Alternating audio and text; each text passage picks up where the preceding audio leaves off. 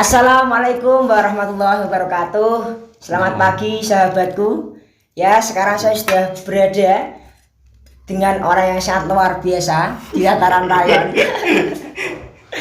Oke, kita pagi ini kita akan sedikit banyak mengulik pembahasan tentang PMI gitu ya. Tapi sebelum nanti orang luar biasa ini kita tanya-tanyai, kita wawancarai, nanti saya akan sebut CV-nya dulu ya.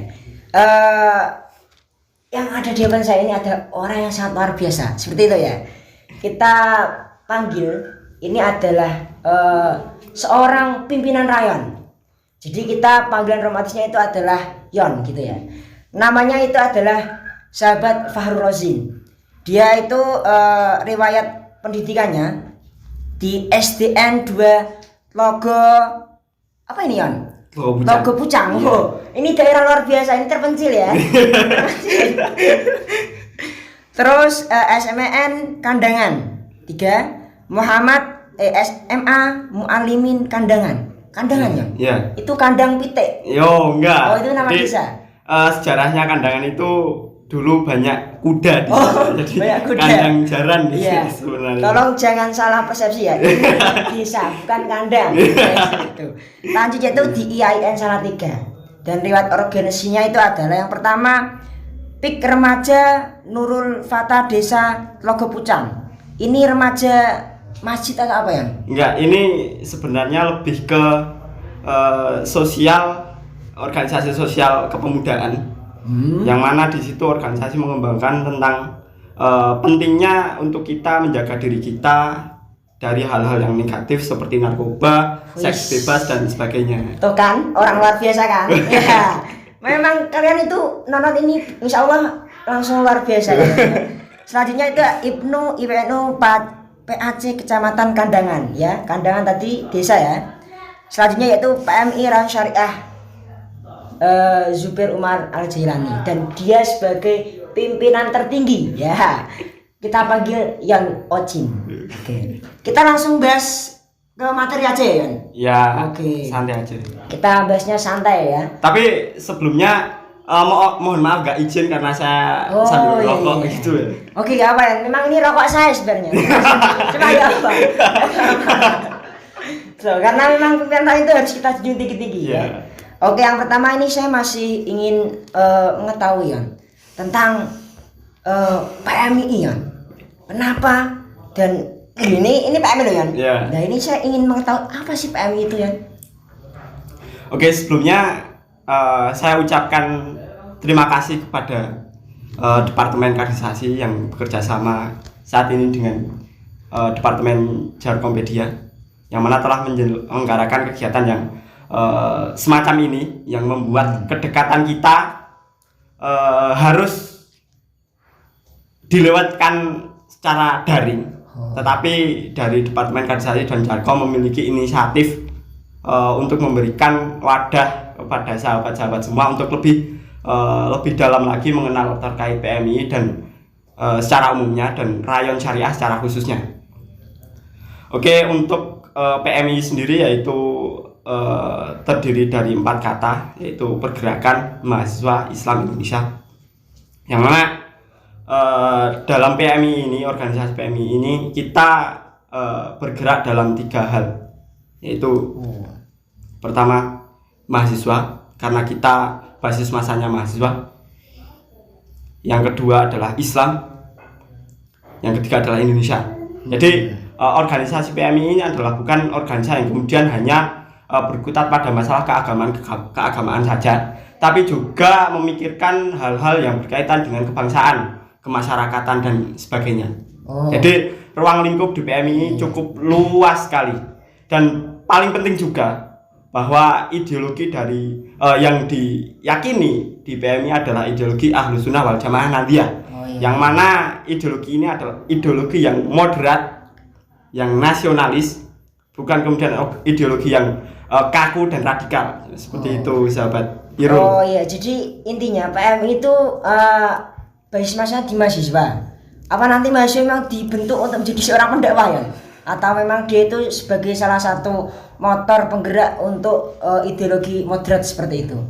Ya sebenarnya banyak hal yang kemudian bisa didapatkan di organisasi PMI ini. Karena beberapa kali berbicara tentang PMI dengan senior-senior, bahwa diibaratkan PMI adalah kawah condro di muka, yaitu banyak hal yang kemudian kita bisa dapatkan ketika kita masuk di PMI. Iya. Asalkan kita mau untuk mencari, mengambil, dan mempraktekkan ilmu yang telah kita dapatkan kepada masyarakat. Jadi benar-benar bermanfaat ketika kita memang melalui tahap-tahap yang seperti itu, sahabat itu. Jadi memang ketika di PMI itu adalah banyak hal yang ada di situ. Terus pentingnya mahasiswa untuk PMI itu apa ya? Ya kembali lagi ya, ketika kita menjadi mahasiswa dan kita fokus hanya belajar di ranah kampus, maka apa yang kemudian akan kita dapatkan? Berapa persen yang kemudian bisa kita tangkap semuanya? Karena di kampus kita hanya mendapatkan ilmu teoritis ya, bukan kemudian ilmu praksis. Bagaimana kemudian kita memberikan sumbangsih pemikiran kita, ilmu-ilmu yang telah kita dapatkan, kemudian kita berikan ilmu-ilmu tersebut kepada masyarakat secara umum. Jadi ketika kita hanya berkutat di kampus, maka tidak ada wadah untuk kita menyalurkan itu. Dibekali dengan ilmu-ilmu praksis, ilmu-ilmu kemasyarakatan, ilmu-ilmu kenegaraan yang secara nyata kita bisa dapatkan di PMI.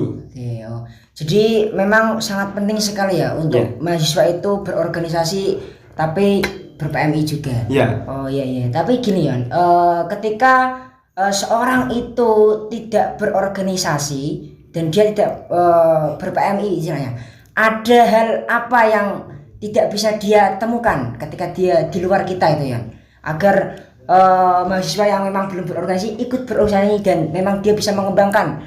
Karena kan tadi kan diterangkan bahwa organisasi PMI itu adalah wadah untuk mempraktekkan apa yang dia punya di bangku kuliah seperti itu ya. Jadi banyak orang yang mengatakan ada dua jenis mahasiswa ya. Yang pertama mahasiswa setan apa enggak ya? Enggak. Jenisnya kita analogikan seperti itu. Jenis mahasiswa ya. Yaitu mahasiswa kupu-kupu dan kura-kura. Baik. Kupu-kupu itu prosesnya singkat. Kupu-kupu selama menjadi kepompong dan prosesnya untuk bisa terbang itu mudah dan singkat.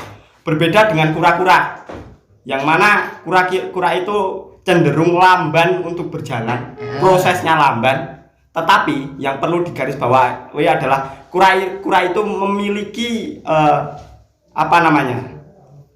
umur hidup yang sangat panjang. Tidak seperti kupu-kupu, hanya beberapa fase langsung terbang kemudian dia mati. Berubah menjadi ulat bulu. Jadi kupu-kupu walaupun nampaknya bagus tapi umurnya pendek. Tinggal milih kalian ya.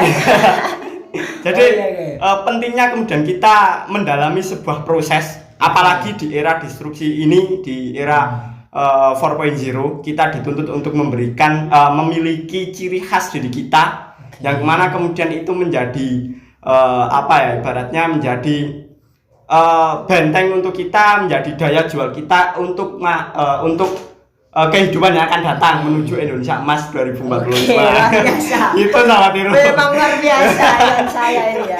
Jadi yang bisa ditarik kesimpulan adalah bahwasanya organisasi itu adalah untuk wadah pengembangan mahasiswa. Jadi memang seperti itu ya. Jadi penting sekali kalian itu berorganisasi dan berorganisasi yang ber-PMI lah istilahnya itu ya. Terus saya ingin mengetahui ya. Jadi kan di dalam PMI kan juga banyak hal lah yang ada di sana, dan memang di situ kan ada yang namanya klasifikasi. Jadi kayak biasanya kalau di bawah ada yang namanya rayon, itu saya ingin tahu ini rayon syariah ya. Kan ini kan kita kan ini saya ingin mengetahui ke banyak penonton ya. Jadi rayon syariah itu seperti apa? Karena kan kita kan basisnya kan di rayon syariah. Jadi sejarahnya dan apa sih rayon syariah itu biar teman-teman sahabat tahu gitu ya. Sedikit mengulas ya terkait sejarah PMI secara umum, bahwa PMI itu didirikan pada 17 April 1960, yang mana didirikan oleh 13 tokoh, yang salah satunya adalah Mbah Khalid Narbuko. Dan nantilah ada sedikit kesinambungan dengan PMI Salatiga. Kemudian PMI Salatiga ini Iya. bisa dikatakan adalah salah satu cabang PMI tertua di Indonesia. Wih. Dan kita harus bangga untuk itu. Tertua ya? Iya. Astagfirullahaladzim. Kita tua ya? Ya. Oh, maksudnya itunya ya? Ya, dan Oke. beberapa hal yang sudah dapat kita lihat secara kasat mata, kita memberikan sumbangsih yang besar pada perjalanan PMII. Dan saya harapkan untuk kedepannya kita bisa menambah khidmat kita berkhidmat di PMI dan memberikan sumbangsih yang lebih besar lagi. Kemudian dulu di PCPMI Salatiga itu ada satu komisariat, yaitu Komisariat Joko Tingkir. Kemudian ada pelebaran lagi, Komisariat Persiapan, yaitu Komisariat Persiapan UNU. Dan satu lagi untuk saat ini ada tambahan satu lagi Komisariat Persiapan, yaitu Komisariat Damar Jati, yaitu berada di kampus UKSW, yang mana walaupun notabene-nya kampus Kristen non Islam, tapi PMI berhasil masuk di sana. Wah, luar biasa ya. Mengembangkan sekali, ya. sayap gerak kita, menanamkan nilai-nilai Ahlus Sunnah wal Jamaah, meyakinkan keyakinan aswaja kepada mahasiswa Islam yang belajar di kampus Kristen tersebut. Jadi pergerakan memang itu benar-benar pergerakan ya, Yeah. bukan pergerakan hanya kata-kata pergerakan. Luar biasa. Oke, lanjut Jan yang kemudian Rayon Syariah ini sebenarnya terbentuk pada tahun 2012-an. 2012. Sejarahnya sedikit bahwa sewaktu itu di Komisariat Joko Tingkir mengadakan rapat kumpul-kumpul seperti biasa. Kemudian konferensi meja bundar ya? Ya. Ya, biasanya kan melingkar kita kan melingkar ya. Satu kelas bersama. Kultur kita melingkar ya. Oke. Kemudian di sela-sela pembahasan di waktu kumpul tersebut itu terbesit bahwa dalam ADART pasal bab 6 pasal 7 itu kan ada pemekaran yang namanya pemfokusan kaderisasi di tiap-tiap fakultas. Jadi melihat sumber daya manusia yang cukup banyak di Yayasan Salatiga, kemudian ada niatan untuk kemudian mengembangkan, lebih memfokuskan kaderisasi dengan membuat wadah-wadah baru, yang mana wadah-wadah tersebut adalah rayon-rayon di tiap-tiap fakultas. Dan kemudian pada waktu itu Komisariat Joko Tingkir itu membuka pelebaran, yaitu 2 rayon. Ya, yang pertama kalau rayon dalam negara itu otonom gitu ya, yang? Ya, dispesifikkan lagi. Iya. Yang pertama adalah rayon Matori Abdul Jalil, kemudian yang kedua rayon Zubair Umar Al Jailani. Yang sekarang kita ini. Ya, jadi nanti sejarahnya ada pemekaran lagi terkait itu, karena pada waktu itu rayon syariah itu terdiri dari beberapa jurusan yang tidak seragam. Maksudnya ada dari fakultas ekonomi bisnis, kemudian juga ada dari fakultas adab dan humaniora yang saat ini sudah menjadi rayon masing-masing. Karena pada waktu itu masih ada beberapa hal yang tidak memungkinkan untuk pemekaran secara global ya. Jadi masih dikerucutkan menjadi 2 rayon. Kemudian nanti ada sejarah yang menyatakan dikerucutkan lagi. Oke, jadi memang PMI Salatiga itu luar biasa ya, Yan? Ya, alhamdulillah. Iya, dia progresif sekali ya, Yan. Oke, lanjut, Yan. Ya. Saya terenyuh ini, ternyata sejarahnya luar biasa sekali, sahabat. Kalian harus jadi orang luar biasa juga. Iya. Terus ini untuk yang syariah sendiri itu memang dia itu bergerak di bidang apa? Memang ada spesifikasinya juga atau gimana ya?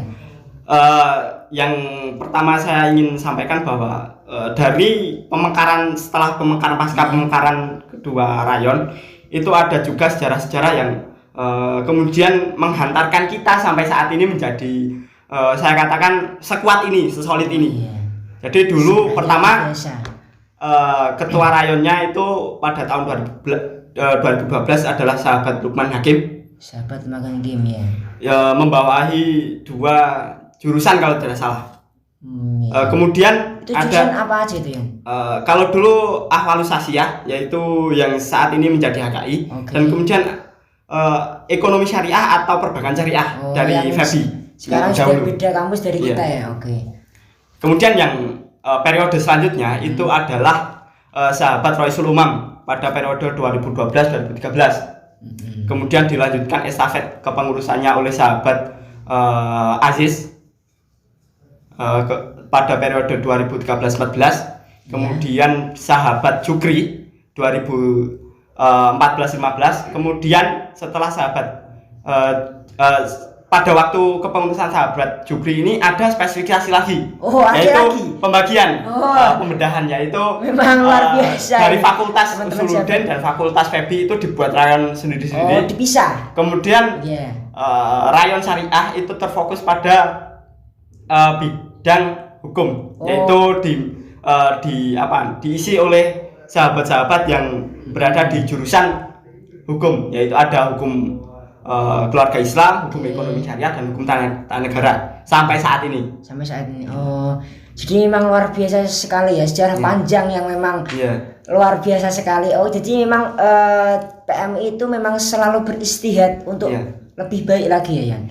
Ya, karena namanya juga perjalanan. Dari tiap perjalanan kan tiap-tiap angkatan memiliki masalah masing-masing, memiliki problem masing-masing, yang mana dengan kekuatan bersama, dengan kesulitan, dengan keyakinan, dengan semangat khidmat yang benar-benar berkhidmat, maka sampai saat ini setelah Mas Yusuf Fikri, kemudian dilanjutkan Rizky Amin, kemudian dilanjutkan oleh sahabat Saiful Huda yang kemarin juga datang ke sini untuk acara podcast kita ya. Memang senior-senior itu mendukung sekali tentang program-program kita ini ya. Ya. Setelah Saiful Huda juga ada sahabat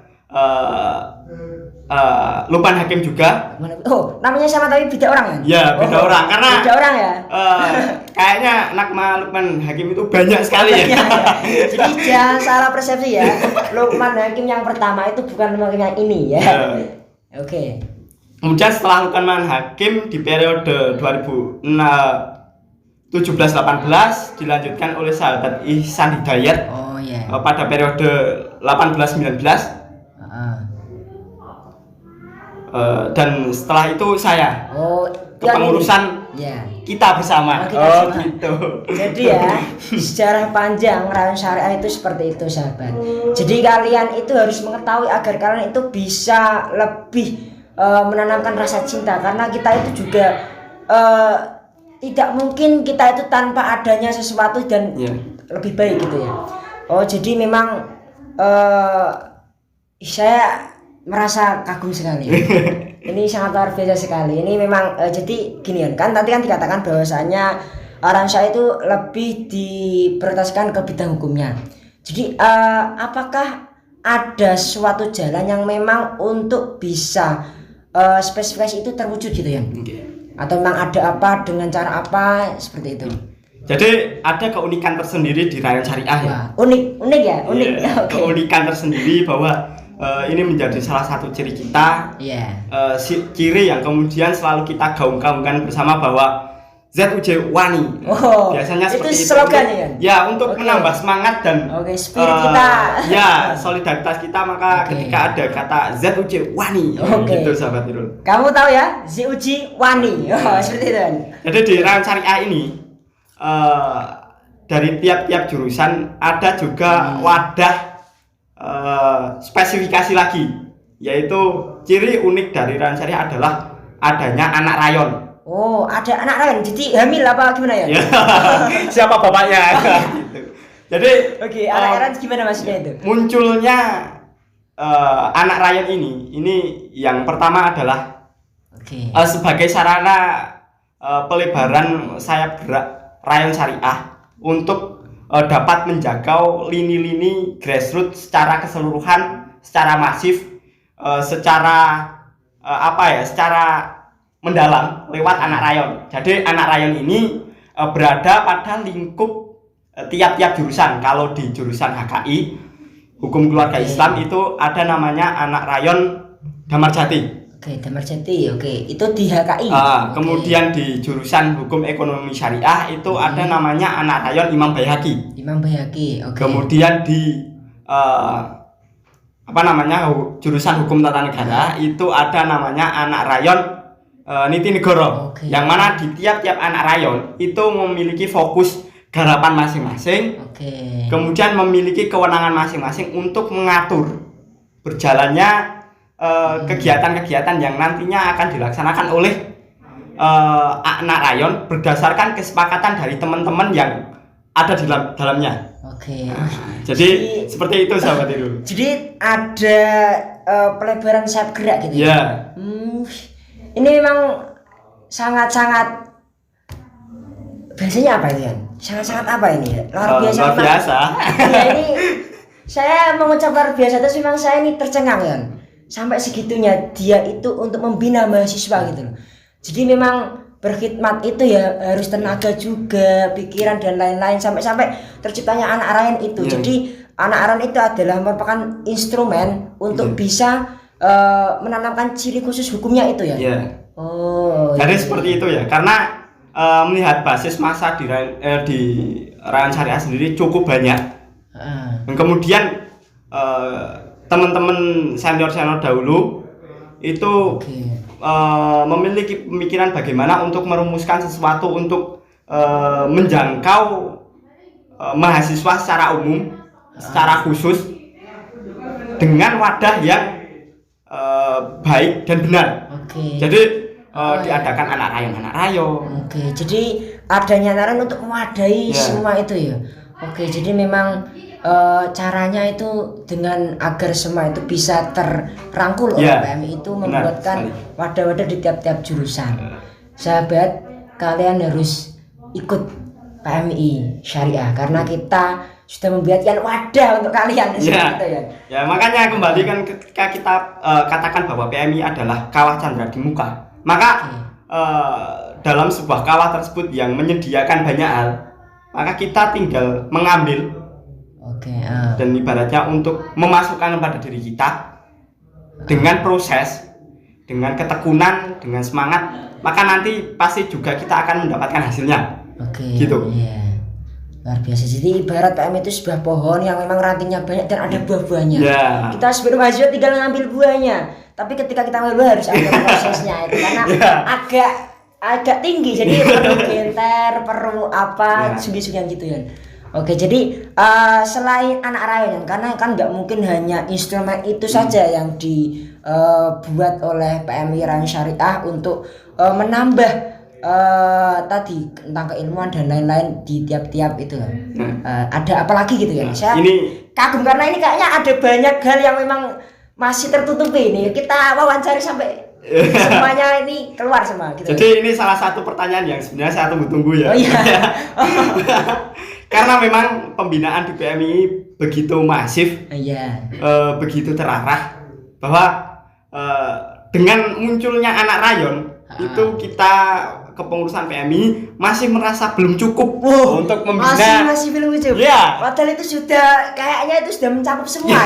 Itu belum cukup. Luar. Belum merasa cukup untuk kita bisa memberikan memberikan suguhan lah kepada sahabat-sahabat anggota PMI. Jadi diadakan atau dibentuklah lembaga semi otonom. Lembaga semi otonom. Itu apa lagi nih? Kok banyak sekali lembaga semi otonom Rayon Syariah. Jadi itu gimana ya? Selain adanya departemen yang mana ada sekitar 9 departemen, itu juga dibantu sekitar 12 lembaga semi otonom rayon. Yang mana lembaga semi otonom ini mantap sekali berfokus pada pengembangan skill untuk sahabat-sahabat anggota PMI Rayon Syariah. Jadi ada LSOR Futsal ZUJ, ada lembaga semi otonom rayon Dance, LSOR Musik ZUJ, ada Rebana, ada Nahwu Shorof. Nahwu Shorof juga ada ya? Ya, ada LKPI tentang keilmuan kepenulisan, LKPH tentang keilmuan hukum, dan masih banyak lagi yang kemudian itu kita bisa dapatkan di situ. Iya. Jadi gak hanya dia menaungi itu anak-anak, tapi dia juga diberikan wadah untuk keilmuan. Kenapa sih PMI kok baik sekali gitu ya?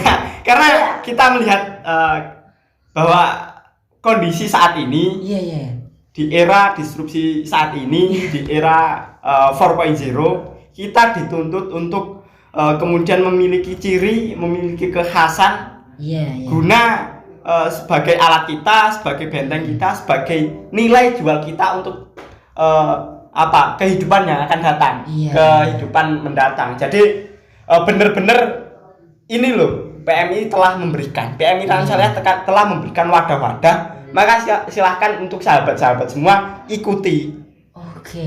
Dan lalui proses-proses itu, karena sebagai mahasiswa kita masih berada di masa pencarian sebelum kita nanti berada di tahap pencerahan dan pembebasan untuk diri kita sendiri, sahabat. Iya.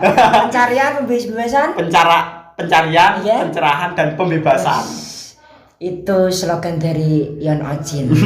Jadi memang gitu ya. Jadi PMI Rayon Syariah itu gak hanya membina untuk dia lahan praktek keilmuan di bangunan, tapi kita juga memberikan wadah untuk keilmuan. Dan tadi juga ada dance juga ya. Saya minat dance itu ya. Jadi ini biasanya yang ditunggu-tunggu, selain dance ada musik juga untuk musik, kita tonton bersama sebagai wahana pengembangan skill untuk sahabat-sahabat yang minat di bidang musik, minat di bidang tari. Kalau misal futsal ya, ada juga ZUJ Futsal juga beberapa kali mengikuti kejuaraan. Udah pernah juara ya? Alhamdulillah belum. Masih belum belum waktunya. Kita masih tahap untuk persiapan untuk menuju itulah. Tapi saya sangat kagum itu Yon. Jadi kita itu nggak monoton ternyata Syariah. Jadi ada wahana keilmuan, ada wahana untuk senang-senang. Dan situ senang loh ya sayang. Kita bisa nari-nari gitu ya. Ada musik juga, ada futsal. Jadi memang kita itu adalah udah lengkap kayaknya. Memang luar biasa ini saya nggak bisa mengatakan dengan kata-kata ini.